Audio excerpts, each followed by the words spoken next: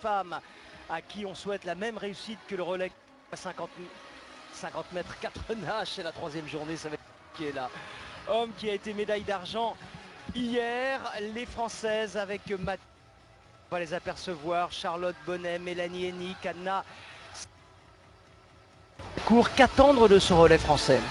Mais écoutez, c'est une fois de plus un relais qui va être très actif, des nations qui vont être très serrées. Donc à voir le comportement surtout des deux premières relayeuses. Et si jamais après le passage de brasse de Charlotte, on est dans le coup, on peut espérer une finale avec les deux filles qu'on a derrière. La France est à la ligne d'eau numéro 3. C'est Mathilde Signy qui va lancer. Son record personnel, c'est 27,09. Elle a été éliminée en série ici en dos. Ouais, sur 100 dos, elle avait été éliminée. Elle va renager encore ces prochains jours. Donc sur le 50, elle est assez rapide, 27,0. Ça devrait pas être trop distancé. Parmi les principales adversaires, les brésiliennes, les japonaises, les danoises. Oui, les danoises qui sont très très fortes. Les suédoises aussi, les norvégiennes.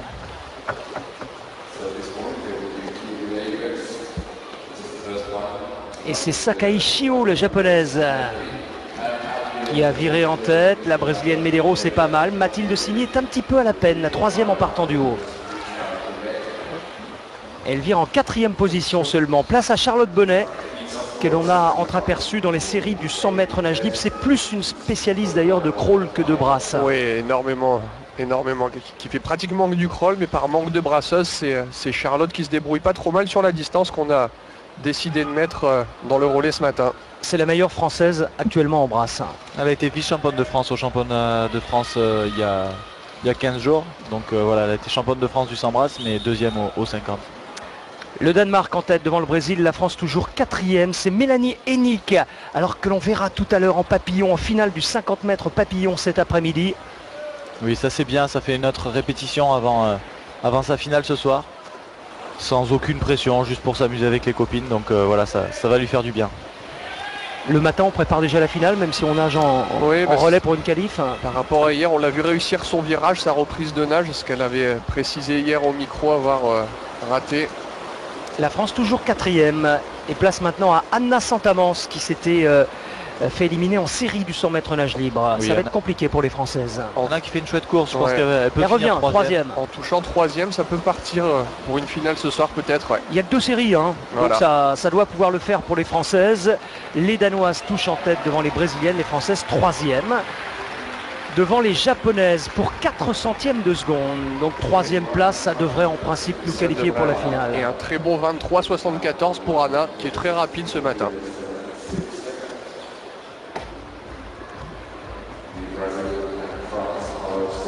Ça part bien. Il n'y aura pas beaucoup de Français et de Françaises ce matin, Philippe l'a dit. Il y aura tout à l'heure, attention, Florent Manodou et Benjamin Stasulis sur 50 mètres d'eau, messieurs. Mais on garde le temps de référence de la France, 1,47,86. Car maintenant, ça va être la 2e, j'ai presque envie de dire demi-finale, hein, parce qu'il n'y a que 2 séries. 1,47,86, ça veut dire que oui, les Françaises sont déjà en finale pour cet après-midi.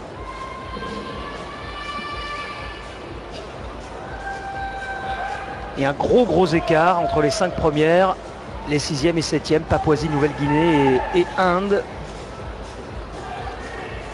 Vous avez discuté avec les Français après cette brillante journée d'hier, on le rappelle quand même, médaille d'argent pour le relais 4 x 50 mètres, 4 nages messieurs, médaille de bronze pour Giacomo Pérez d'Ortona. Ça se passe bien, hein. Ils étaient heureux hier soir. Ouais, ils étaient très heureux. Les relayeurs qui étaient rapidement rentrés pour se faire masser et préparer la journée d'aujourd'hui. Giacomo qui lui a fini un peu plus tard avec un contrôle antidopage qu'il a fait rentrer à 22 h à l'hôtel. Donc le temps de manger, de se faire masser, il a dû aller au lit vers minuit et demi. D'où probablement son forfait aujourd'hui sur 200 brasses. On dit probablement parce que jusqu'au dernier moment, en principe, il est forfait. Mais sur les fiches officielles, ça c'est quand même étonnant parce que la veille sur les startistes, on peut comprendre qu'il y ait des erreurs. Mais alors le matin même, on nous donne encore au tout dernier moment des startistes qui sont à peu près fausses puisqu'on nous indique Florent Manodou sur 50 mètres papillon alors qu'il est forfait depuis le début de la compétition. Il nous l'a dit la veille de la compétition. Mais les forfaits n'avaient pas été officiellement faits par Romain Barnier qui avait aussi annoncé qu'il préférait avoir une petite porte. de secours au cas où si Florent se sentait vraiment bien en pape et pas très bien en dos. Donc c'est peut-être pour ça qu'aujourd'hui ils sont encore sur les starting list et sur le programme. Deuxième série avec deux couloirs vides, puisque les Algériennes et les Britanniques sont forfaits, ne prennent pas le départ, alors qu'elles étaient inscrites également.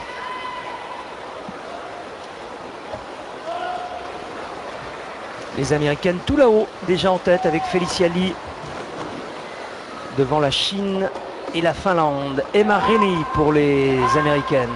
Voilà, pour le relais, c'est assez différent de pour les séries individuelles, car les lignes sont tirées au sort. C'est pour ça qu'on voit à la ligne 0 les États-Unis, alors qu'ils ont certainement une des équipes les plus fortes.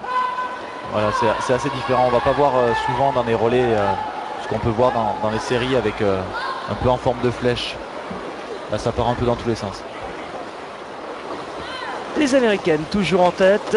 Claire Donahue va s'élancer pour les États-Unis, les Finlandaises deuxième, les Chinoises troisième, tout en bas de l'écran.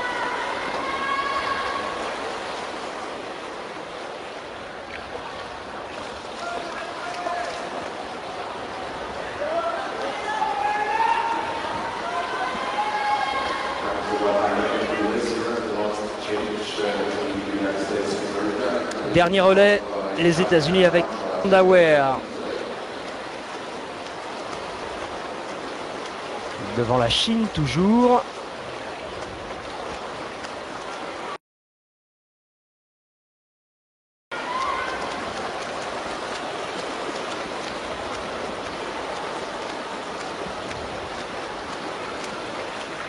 Et les États-Unis qui touchent en tête en 1:46,82 devant la Russie qui est bien revenue à égalité avec la Chine.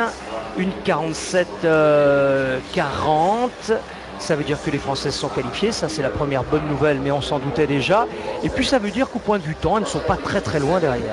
Non, elles ne sont pas très loin. Après, les Françaises ont composé le meilleur relais possible, à voir les autres nations, notamment les États-Unis, probablement le Danemark, qui vont rentrer des soirs, donc il va falloir monter un petit peu d'un cran, mais une fois de plus sur un relais position, selon où elles vont être placées ce soir, il y aura peut-être des vagues à aller chercher, et surtout on en parlait beaucoup hier, des acquis d'expérience, travailler un petit peu là, mais les prises de relais féminines qui vont servir dans les 2 ans à venir pour nous amener jusqu'aux Jeux de Rio. Est-ce que sur les relais, c'est un peu comme un athlétisme, c'est-à-dire est-ce que le passage de relais est un facteur déterminant sur une course?